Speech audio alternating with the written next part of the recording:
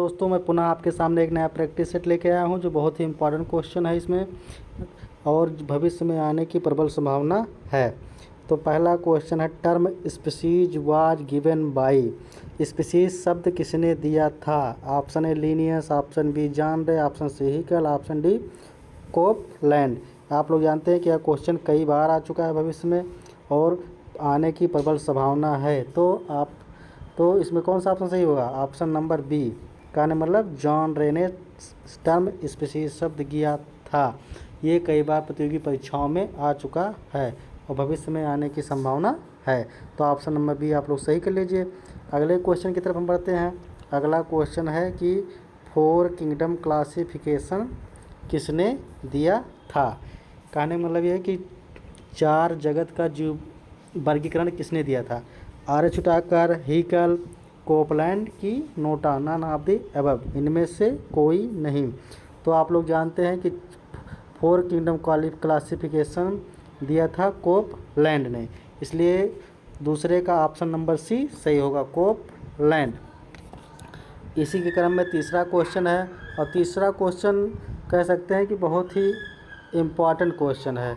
ये क्वेश्चन तो सब लोग जानते हैं लेकिन बहुत इम्पॉर्टेंट इसलिए है क्योंकि बताएं तो सब लोग बता रहे हैं, लेकिन इसका क्रम याद रखना बहुत ज़रूरी होता है कि आप लोग के कौन सा क्रम सही होता है। तीसरा question, serial of Whittaker 5 kingdom classification, कि हुटाकर ने जो 5 किंगडम क्लासिफिकेशन दिया था उसका सीरियल नंबर क्या है, किस क्रम में? जानते तो सब लोग हैं लेकिन कभी कभी सीरियल नंबर पूछ लेता है कैंसर। तो option A monera, fungi, protista, annelida, plantae. Option B है प्रोटिस्टा, फंजाई, मोनरा, एनिमालिया और प्लांटी। ऑप्शन सी है fungi, monera, protista, plantae, animalia. Option D है मोनरा, प्रोटिस्टा, फंजाई, प्लांटी और एनिमालिया। तो कौन सा ऑप्शन सही होना चाहिए? तो इसके लिए ऑप्शन नंबर डी सही है कि सबसे पहले आया था मोनरा, उसके बाद प्रोटिस्टा, फिर फंजाई, फिर प्लांटी और लास्ट में क्या रखा था? एनिमालिया। इसलिए क्वेश्चन बहुत इंपॉर्टेंट है क्योंकि कभी कभी हम जानते हैं और कॉन्सेप्ट क्लियर नहीं रहता तो हमारे क्वेश्चन क्या हो जाते हैं? गलत हो जाते हैं। तो चौथा क्वेश्चन है, ये भी बहुत अच्छा क्वेश्चन है, इस इम्पॉर्टेंट क्वेश्चन है, which bacteria are found in salt water. तो साल्ट में कौन सी बैक्टीरिया पाई जाती है? तो थर्मोएसिडोफिलस, हेलोफाइल्स, मेथेनोजेंस की जीरोफाइट्स।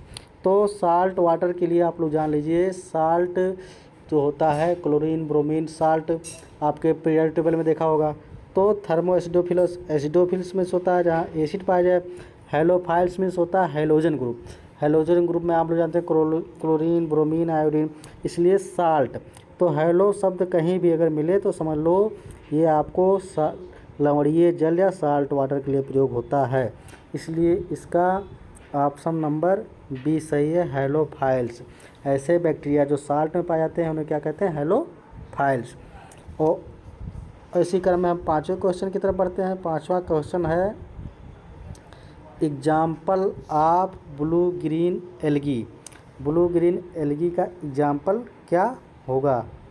तो ब्लू ग्रीन एल्गी का एग्जाम्पल क्या है? ये भी बहुत इंपॉर्टेंट क्वेश्चन है, कई बार आया है। नॉस्टॉक, एनाबिना, स्पाइरुलिना की आल। तो आप लोग जानते हैं कि ब्लू ग्रीन एल्गी में नॉस्टॉक भी आता है, एनाबिना भी आता है, स्पाइरुलिना भी आता है और आप कह सकते हैं ऑसिलेटोरिया भी आता है। तो ऑप्शन नंबर डी इसका सही है। तो आप लोग देख लीजिएगा, इसको ध्यान में रखिएगा क्योंकि बहुत ही इंपॉर्टेंट प्रश्नों का कलेक्शन है और कई बार सारे क्वेश्चन आए हैं इसलिए मैं करवा रहा हूँ। और धन्यवाद आपका बहुत बहुत।